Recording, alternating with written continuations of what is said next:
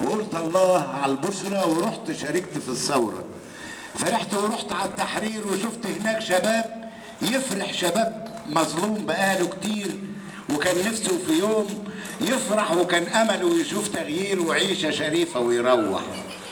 وشفت هناك صليب والقال مفيش فرق كان بينهم، ولسطى ملاك وعبد العال هناك مع بعض بعيالهم ينادوا بصوت يهز جبال عشان الصوت يسمعهم.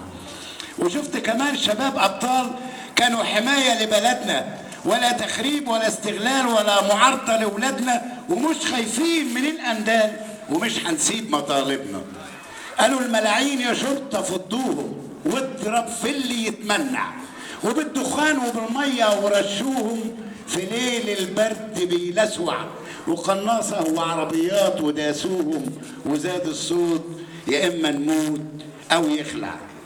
وقطعوا النت والاتصالات عشان الصوت ما يوصلش، وتشويش على الإذاعات وإعلامنا ما بيقولش، وكبار ساكتين ولا الأموات كانوا خايفين على الكرسي.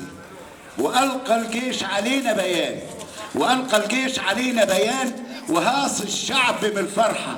هرب حسني وساب سليمان، وزع سليمان لنا البشرة، وغار على الشرم نام عيان، وبكرة اسمع كمان نشرة. وشكرا.